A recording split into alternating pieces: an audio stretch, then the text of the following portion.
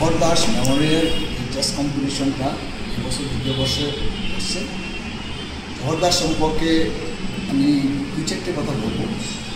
এই জহর দাস কি? জহর দাস আমাদের কাছে সম্মানীয় ব্যক্তি, আমার কাছে তো রোল মডেল। কারণ জহর দাস একাধারে তিনি বিশিষ্ট ব্যবসায়ী ছিলেন এবং সর্বপ্রথম ওনার পরিচয় ভালো ক্রিকেটার ছিলেন।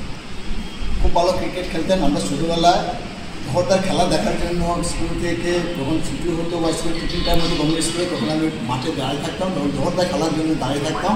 এতে যদি 5-7 মিনিট দেরি হতো দুবার জহরদার খেলা দেখে তারপরে আমরা স্কুলে। জহর দাস আমাদের পুরো প্রতিও ছিলেন।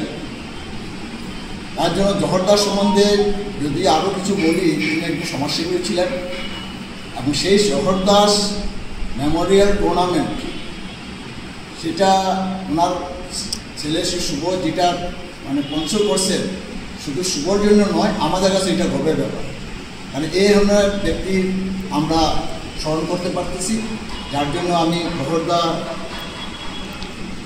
সুযোগ্য পুত্র শুভ এবং ওর পরিবারের কাছে আমরা কৃতজ্ঞ।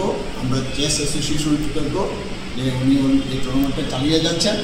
জহর দাস এটা হচ্ছে সেটা ইন্টার স্কুল এবং ইন্টার কলেজ, সেটা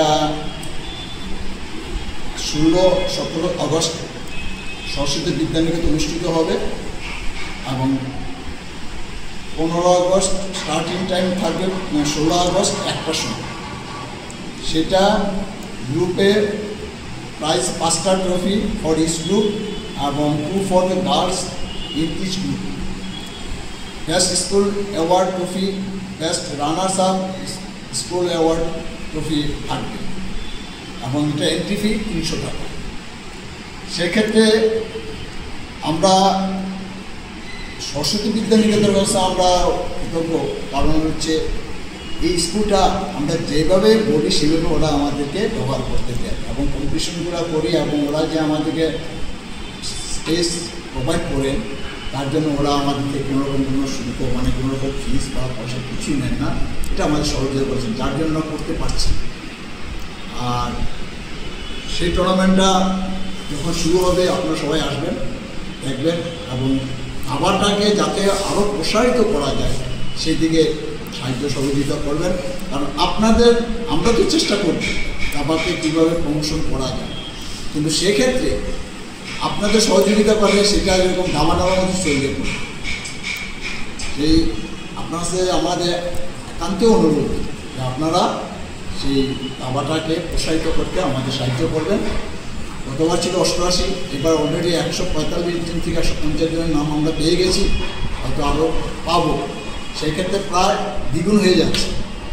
আর আপনাদের সহযোগিতা যদি আরও সক্রিয়ভাবে পাই, আগামীতে এটা 3 গুণ হয়ে যাবে। এবং ব্যক্তিগত খেলা, দাবার যে ব্যক্তিগত একটা ইভেন্ট, সেই দাবাটা ব্যক্তিগতভাবে ভারতবর্ষে আর কোনো ইভেন্ট এত পপুলারিটি অর্জন করেনি বা ইন্টারন্যাশনাল লেভেলের প্রাইজ পায়। একমাত্র দাবাই ব্যক্তিগতভাবে ইন্টারন্যাশনাল প্রাইজগুলা